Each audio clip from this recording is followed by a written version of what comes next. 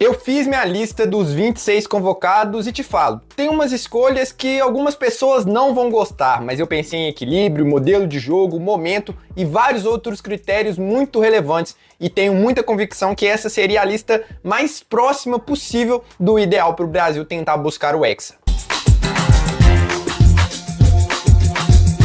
Antes de falar minha lista, eu acho que existem duas formas de você fazer uma convocação perfeita. Qual seria aquela convocação dentro daquilo que o treinador quer?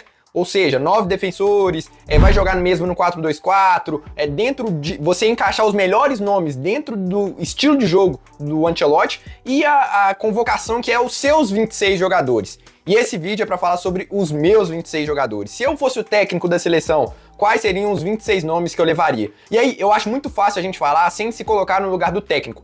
Eu tentei fazer isso. Eu teria confiança em tal jogador para levar para ele para uma Copa do Mundo, porque a gente falar aqui de longe é fácil, mas você realmente teria peito de levar um cara que nunca jogou pelo Brasil para ser reserva, para ser titular do Brasil, para ser uma opção confiável? Pois é, eu tentei pensar nisso, pensei também em condições físicas, em experiência, em segurança. Eu acho que a palavra segurança vai moldar minha lista, porque é uma Copa do Mundo. Então eu priorizei alguns caras que às vezes não vão ser tão técnicos quanto outros, mas que me passam a segurança de que podem render mais dentro daquilo que eu espero. E também, claro, dentro de um modelo de jogo que eu acredito que realmente tem que ser de transição, que realmente tem que ser no 4-2-4.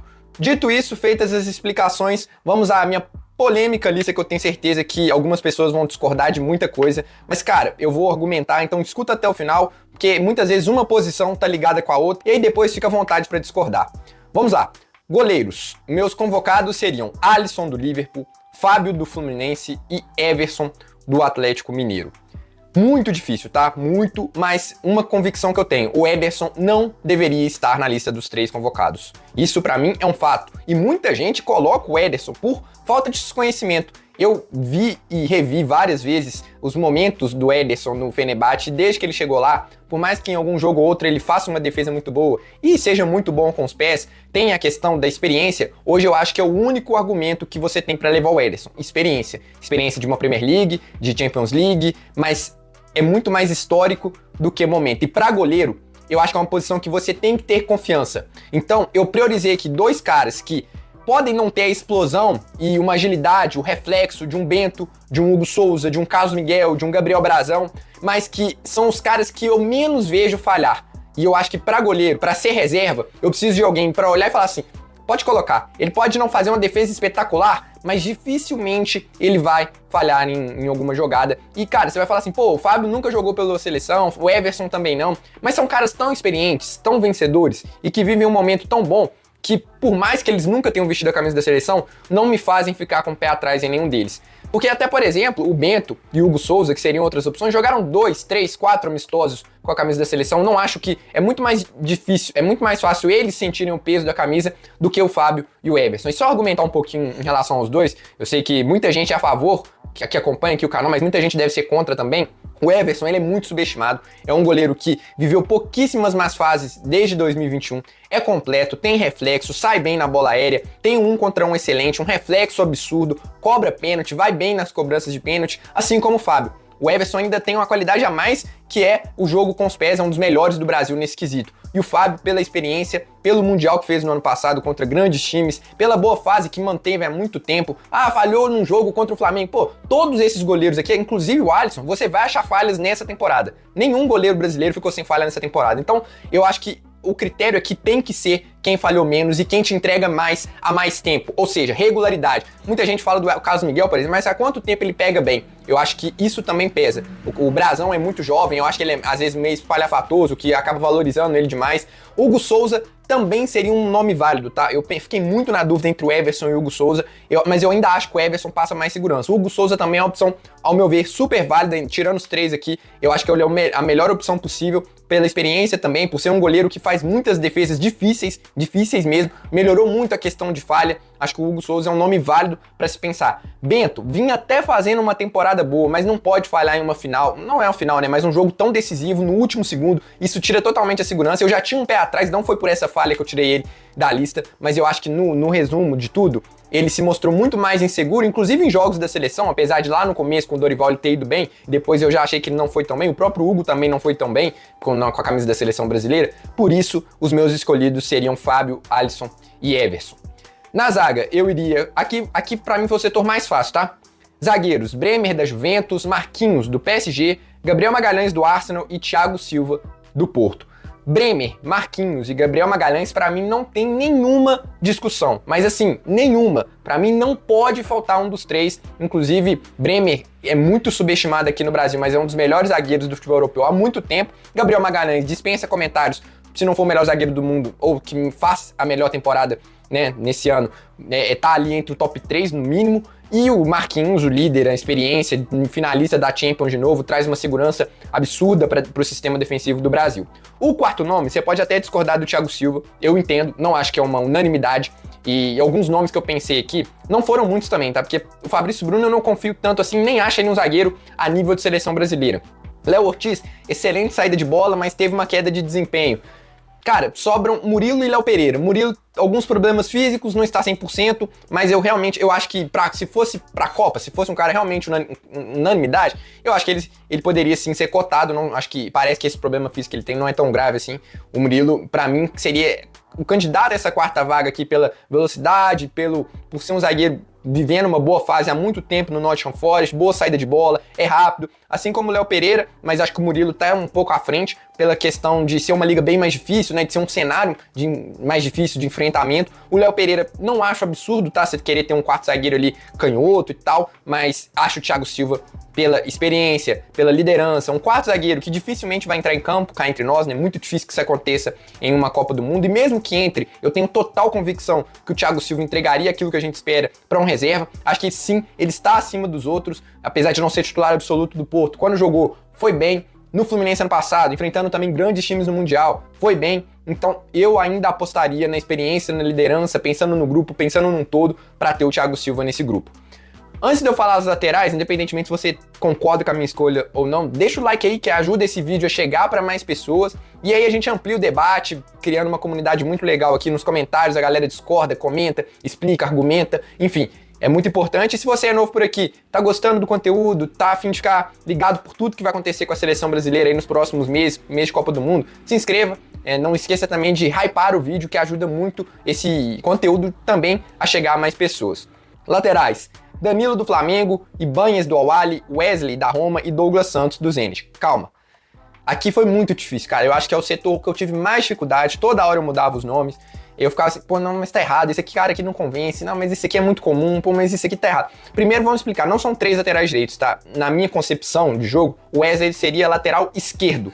E aí eu pensei, pô, se o Wesley seria meu titular na esquerda, não faz sentido eu convocar 2 laterais esquerdos. Então, por isso, mas eu vou chegar lá.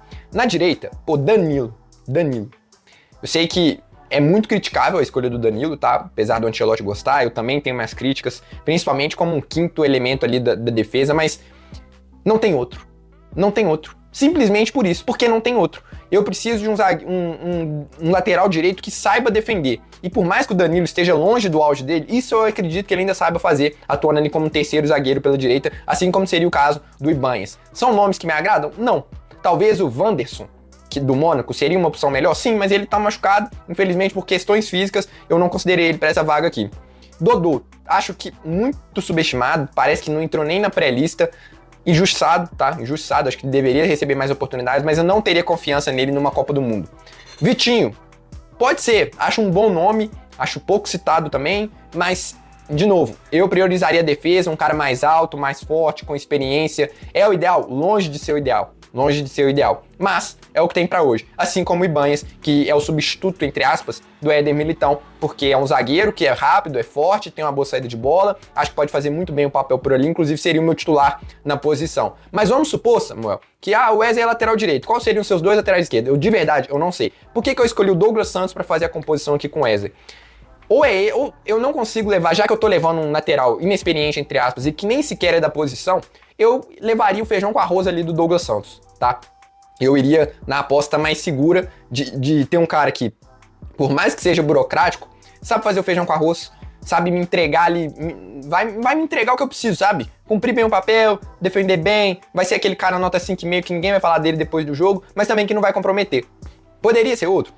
Poderia. Principalmente se eu deixasse o Wesley na direita. Talvez aqui você poderia arriscar um pouco mais, mas de toda forma, ou o Douglas Santos ou o Alexandro, eu acho que a gente precisa levar, porque foram os dois nomes mais testados, aqueles nomes que mais conseguiram entregar segurança ali na lateral esquerda e que traz também uma segurança defensiva, porque, de novo, se eu vou jogar no 4-2-4, eu preciso de laterais que saibam defender, e o Wesley, ao contrário de muitas pessoas que falam isso, ele sabe defender, então por isso a minha escolha seria o Douglas Santos. Por que não o Alexandro?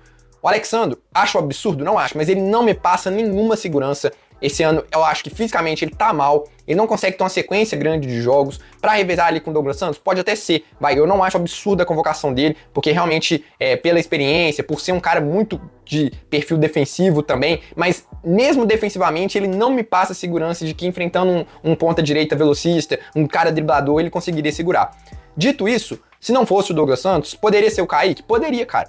Poderia tranquilamente, eu escolhi o Douglas Santos de novo, porque foi o cara que jogou ali, deu um pouco de laço na seleção e encaixou. A gente quase não viu o Kaique, e ele é muito jovem, o Douglas Santos já tem um pouco mais de experiência numa liga, né, por mais que seja uma liga mais afastada, mas é ali a Europa e tal, por esses motivos, eu levaria o Douglas Santos, mas o Kaique seria completamente justo, tá? Se você quiser apostar num jovem que nunca teve experiência, de toda forma, pelo momento dele, talvez seja o que mais se aproxima em características do Alexandro, mas que vem jogando num nível mais alto do que o Alex. Poderia ser o Carlos Augusto? Poderia. De novo, não me agradou muito na seleção e por isso eu deixei ele de fora aqui, mas também seria uma boa opção ali, fazer a nota 5 ali, não vai chegar na frente, faz ali muitas vezes o terceiro zagueiro pelo lado esquerdo ali na Inter de Milão, acho uma boa opção também. Com o Henrique, descarto, porque ele que já foi meu preferido em alguns momentos, porque é um cara que defensivamente não te entrega o que você precisa para uma seleção e fisicamente também não tá lá essas coisas, sofreu muito com lesões, aí voltou, aí já sofreu com lesão de novo, então acho difícil levar ele. Juba, tecnicamente, refino, técnico, habilidade, talvez seja o melhor lateral esquerdo que a gente tem. Em termos de finalização, de drible, de passe até que, acho que não, acho que a gente talvez, se bem que nenhum outro aqui agrada muito, mas acho que o Juba ofensivamente, pra mim, disparado melhor, mas de novo, não foi testado, não... Defensivamente, por mais que não seja ruim, também não me passa a segurança que o Douglas Santos passa. Então, por isso, eu sei que o Douglas Santos não é unanimidade, mas de verdade, pode fazer uma enquete aí no seu Instagram, ou olha aqui nos comentários que eu tenho certeza. Cada um vai convocar um lateral esquerdo diferente. As minhas opções seriam Wesley e Douglas. Poderia ser, sei lá, Kaique e Carlos Augusto? Poderia. Poderia ser Juba e Kaique? Poderia. Nenhuma escolha aqui, ao meu ver, tá errada. Eu acho que o mais equivocado aqui, talvez, seria levar o Alexandro somente pela história, porque eu acho que aqui sim, na lateral esquerda, a gente tem outros nomes que passam mais segurança, diferentemente da direita, que eu tô levando o Danilo. Aqui a gente tem outros laterais esquerdos que também são defensivos, caso do Kaique e do Carlos Augusto, que podem cumprir a função. Até cheguei a pensar no Beraldo, tá? Tanto para acrescentar aqui nesses defensores, para ser um quinto elemento, assim como o Danilo vai ser na convocação do Ancelotti, ou para ser um lateral esquerdo. Só que, por que eu não considerei ele para ser um nono elemento? Primeiro porque Danilo e Ibanez, eles atuam nas 3 posições ali da zaga. Então, zaga e nas 2 laterais. Então eu não acho que precisa de um nono jogador, além do Wesley, que também joga nas 2 laterais, né? E acho que como lateral esquerdo, por mais que tenha um excelente passe, poderia ser um terceiro zagueiro ali também, ele ainda não me convence defensivamente, não acho um jogador pronto, e por isso eu deixaria ele de fora.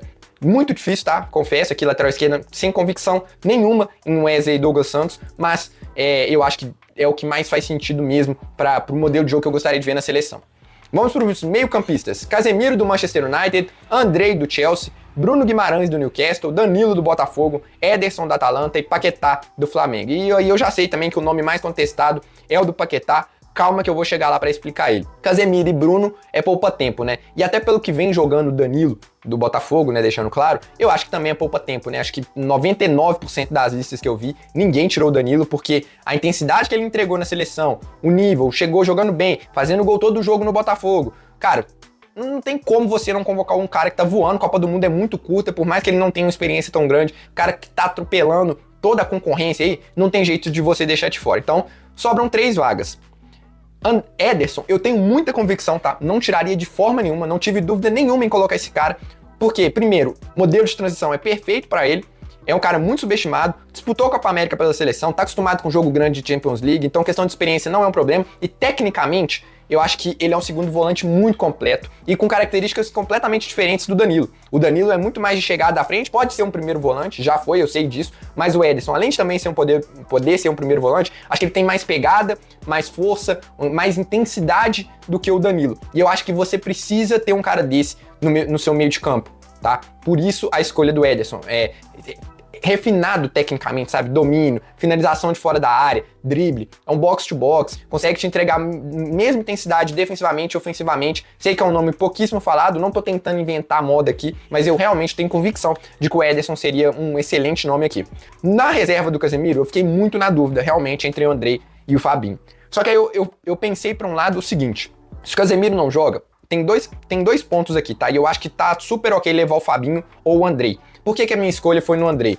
A seleção num 4-2-4, ela precisa de um volante que consegue cobrir muitos espaços, até porque o Bruno não é esse segundo volante mordedor. Por exemplo, se fosse o Ederson, esse segundo volante, eu acredito que o primeiro poderia ser até talvez o André, pensando alto aqui, né? Poderia ser um primeiro volante que não tem tanta pegada. O Fabinho, ele é um volante mais posicional, que ele vai te entregar uma boa saída de bola, um bom jogo aéreo, experiência, a rodo, né? E eu acho que isso pesa muito, de novo. Você pode até estar achando que eu sou hipócrita. Pô, Samuel, você pesou pra um, mas não pra outro. Não, pesei também, tá? Eu levei em consideração tudo isso de experiência, mas eu acho que pra cumprir a função ali do Casemiro, por mais que o Andrei seja, digamos assim, inexperiente, mas tá jogando no Chelsea, na Premier League, Champions League, e os jogos que eu vi dele foram muito bons. Como segundo volante, eu descartei ele, tá? Em momento nenhum eu pensei ele como segundo volante, porque realmente o encaixe com o Casemiro foi muito ruim. Foi muito ruim. O Andrei é muito mais burocrático do que o Danilo, é muito mais passe curto. Ali, pra ser um primeiro volante mordedor, eu acho que ele cumpre a função melhor, tem mais intensidade, vai ser uma Copa, né, no calor, no físico ali,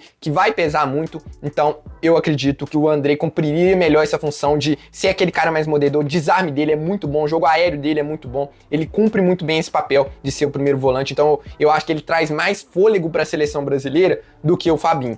Não tenho convicção que nenhum dos dois é o volante ideal para a seleção, tá? Para ser o reserva do Casemiro, mas por isso de conseguir cobrir um espaço de campo maior, eu ficaria com o Andrei e não o Fabinho. E Paquetá, Samuel, por que o Paquetá? Você não larga a mão do Paquetá? Primeiro, eu não consigo entender de onde que veio o ranço. Um ranço é a palavra de Minas aqui, né? Mas a gente usa essa palavra para dizer, como é que eu posso explicar? De onde que veio essa raiva da galera, ou esse desconforto, esse incômodo com o nome do Paquetá. Sei que ele não tá no mesmo nível de 4 anos atrás, tá? Mas todas as vezes que ele jogou na seleção, ele foi bem. Inclusive com o Dorival, ele era um dos melhores meio-campistas, dos que mais criavam. E da mesma forma que eu falei, pô, a gente precisa de um segundo volante aqui mais mordedor, que tenha mais intensidade para contextos específicos de jogo, eu acho que a gente precisa de um meia mais associativo, mas que ao mesmo tempo te entregue marcação. Porque, de novo, se eu for jogar no 4-2-4, eu preciso de meias, e até mesmo no 4-3-3, né, já que você vai colocar ali um meia, esse cara precisa te ajudar um pouco mais defensivamente. Eu acho que o Paquetá, ele tem um desarme muito bom, finalização de fora da área é muito bom, ele não é aquele cara do último passe, eu vou colocar um cara desse no ataque, já dando spoiler aqui, o Neymar, né, e aí por isso eu acho que não precisa de ser um meia, um Matheus Pereira, por exemplo, porque já tem essa função, já está sendo exercida pelo Neymar. Então eu gostaria de ter o Paquetá para ter um cara de um pouco mais, não é também o ideal, tá? Mas um pouco mais de cadência, que vai tabelar um pouco mais, que consegue fazer a ponta direita se precisar, ser um falso ponta ali, né? Já fez isso na carreira, pode ser um segundo volante. Eu acho o Paquetá, tecnicamente, ele melhor do que outros. E por isso eu tô colocando ele aqui. Tem drible, né? Drible ali no jogo curto, é um dos melhores meias que a gente tem nesse sentido. Tabela, passe é muito bom, intensidade, eu gosto muito. Chegada na área. Então, a única dúvida que eu fiquei com o Paquetá aqui foi o Andréas Pereira, porque a bola parada do Andréas é muito boa, ele também te entrega defensivamente, é um meia talvez até mais criativo do que o Paquetá, mas eu acho o Paquetá, primeiro, mais melhor nessa questão de ser associativo, de conseguir mudar um pouco mais a característica do jogo. O André já é um pouco mais de bola longa, de lançamento, mas enfim, seria uma opção válida também, tá? Eu acho que quando ele jogou na seleção também foi bem, fez até um golaço, não sei se foi, acho que foi nas eliminatórias. Então, o Andrés, ok também. Nomes que eu considerei aqui, pensei, mas o João Gomes entraria na vaga do Ederson, mas eu acho o Ederson mais jogador e consegue me entregar um pouco menos, mas consegue me entregar esse aspecto defensivo. E o Bidon, muita gente descarta ele, né? Inclusive eu nem falei do Bidu, que muita gente pede também, mas eu acho que é um nível abaixo desses outros e também defensivamente não seria aquele lateral que eu gostaria. Mas o Bidon, eu não sei se ele tá pronto ainda, cara. Posso estar sendo muito pé no chão com ele. Por exemplo, eu fui pé no chão com o Ryan, posso estar sendo, tá? Eu admito isso. Às vezes eu demoro um pouco pra pegar confiança no cara e isso pode estar atrasando. Mas pra uma Copa, eu não sei ainda se eu confio no Bidon, não sei nem se eu confio no Ryan. Mas o Bidon talvez fosse uma opção pro Paquetá pra ser esse cara de um pouco mais de cadência, mas que também traz intensidade. Mas aí o Paquetá, por tudo que eu falei, eu ainda acho que nesse momento eu prefiro o Paquetá do que o Bidon, mas seria válida também a consideração do Bidon. Sei que vários nomes que eu tô falando aqui não passam na cabeça do Ancelotti, mas como eu disse, é a minha lista, então eu pensaria sim no Bidon, porque eu sou muito fã do futebol dele. Vamos pros atacantes aqui então. Luiz Henrique do Zenit, Ryan do Bournemouth, Rafinha do Barcelona, Matheus Cunha do Manchester United, Neymar do Santos, Vinícius Júnior do Real Madrid, João Pedro do Chelsea, Endrick do Lyon e Igor Thiago do Brentford.